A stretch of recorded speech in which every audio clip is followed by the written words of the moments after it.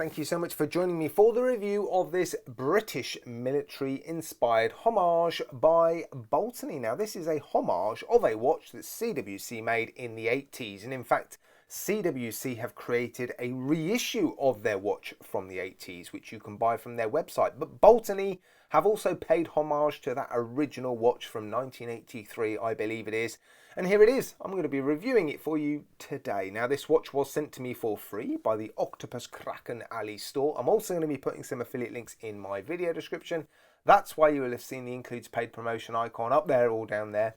In this video, I'm going to be giving you all the facts, figures, stats and specifications. Green thumbs up, red thumbs down, loom shots, macro shots, you know, all the good stuff. And then, yeah, hopefully you'll know whether or not this watch is a watch that interests you. Right, let's crack on and get on with it, shall we? Now, I've already mentioned it's come from the Octopus Kraken store. If you're interested in picking up this automatic homage, it's going to cost you £130. That's €153, $172. There are three options, and it's the straps that are the options. I believe the case and the watch stays the same. You can have a leather NATO style strap, a nylon NATO style strap, and a standard leather strap. They've sent me the watch on this black nylon strap look, and the reissue from CWC also comes on a nylon NATO style strap. The movement inside this watch is the NH38, which is nice. It is a no-date version of the NH35, so no ghost position, which is great. Right, let's check out the dimensions then.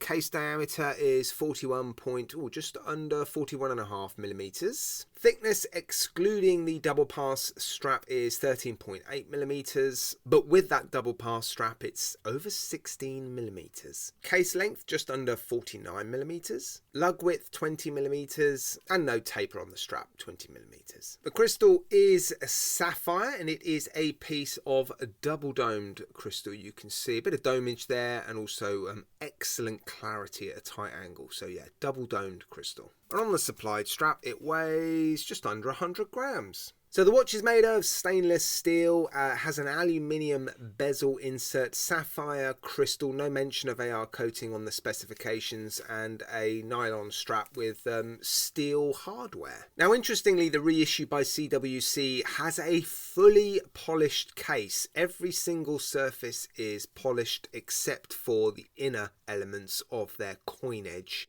and finish on their bezel, but on this watch it's pretty much fully brushed, which I think I'd probably prefer, to be honest. No signature on the crown, fairly standard sort of plain case back. Let me just show you that quickly. There it is, look, no specifications, no signature, but it is a screw down case back and it is a screw down crown as well, look. Now the original watch had tritium lube, and the CWC reissue has a T on the dial. Even though the CWC reissue doesn't have tritium, they've kept the T on there. Baltany choosing not to have the tritium T on their dial, but it's a fairly close homage in terms of the shape of the hands and the sort of the look of the loom, and in fact this bezel insert, although the minute markers on the bezel insert on the original watch go all the way around, whereas on this watch it finishes, they finish at the 20.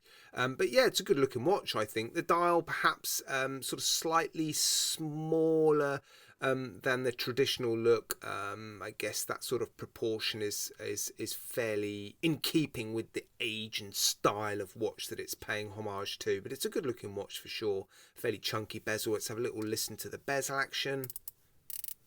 Yeah, it's nice. 120 click unidirectional bezel. Really nice action actually. Crisp clicks. Let's check out the alignment. Nice. There it is then on my 7¼ inch-ish wrist. Looks good. Certainly from the top down looks really smart, doesn't it?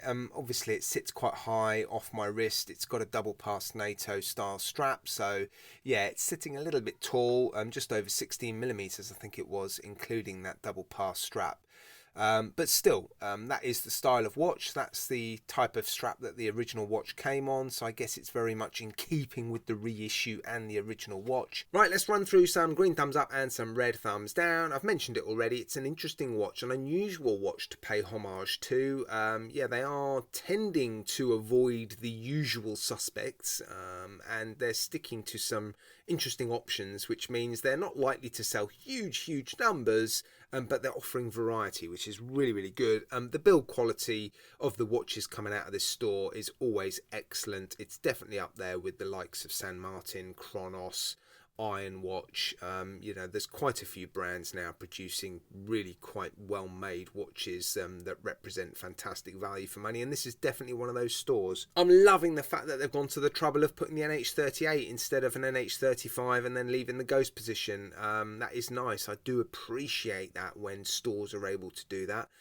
Yeah, that's great. I also think it's a good looking watch. Not only is it an interesting watch to pay homage to, but I do think it's an attractive looking watch. I've mentioned it recently actually in a video. I quite like these divers at the moment where the dials look a little bit out of proportion with the rest of the case. They look a little bit almost too small.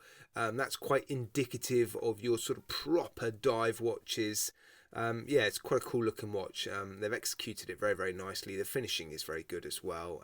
Yeah, I think it's nice. And the bezel action, it's a nice bezel action. The grip perhaps could be a little bit better. I don't think it's being helped by the fact that I'm trying to turn it with these gloves. It actually turns all right, but yeah, under the water with a set of diving gloves on, you might struggle a little bit, but yeah, it's a lovely bezel action, and that's just an indicator of the quality that this store is producing, which is great. Right, let's move on to the red thumbs down. The loom is printed. I know that's in keeping with the watch it's paying homage to. It's also tinted orange, and that unfortunately means that the loom doesn't last particularly well on this watch, sadly, so not the best loom. Now, this isn't too much of an issue for me, but there may be some people out there saying it's not a close enough homage of the watch it's, well, paying homage to. The original watch has a few different features on it. It's a fully polished watch for starters, which makes it you know, a very different watch to look at.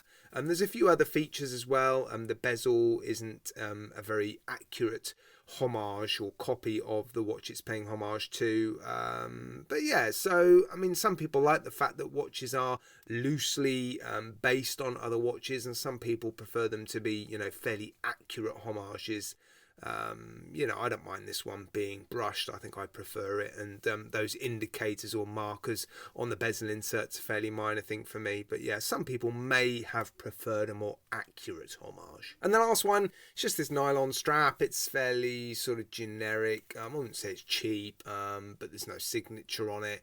The hardware is a sort of bead blasted finished instead of brushed, so it's not a particularly great match to the beautifully finished case. So yeah, it's just, you know, a fairly sort of standard cheap nylon strap. It does the job, but yeah, you'd probably want to put it on something a little bit more special, I think. But I think that's it. Not too much to complain about. Do let me know what you think of this watch, guys, in the comments section. And do I recommend it? I do love this store. I really do like this Octopus Kraken store. They are making some interesting watches. I keep saying it. They're beautifully made. They do represent decent value for money. This one's actually pretty well priced, 130 odd pounds, 153 euros, well under $200. Okay, it's not coming on a stainless steel bracelet. It's coming on a fairly cheap nylon strap, but still it is a beautifully made watch. I've got to say, the case is finished very, very nicely. It's a proper 300-meter diver. I've got no doubts that this watch would do particularly well underwater. So yeah, I do think this one represents good value for money. If you like this style, if you like the look of this one, I don't think you can go wrong with this store. I really, really don't. But please, guys, do let me know what you think of this watch in the comments section. Yeah, let me know what you think of the review as well. Much appreciated. Love reading your comments, guys. Take care. Thank you so much for watching, and you will see me again very, very soon.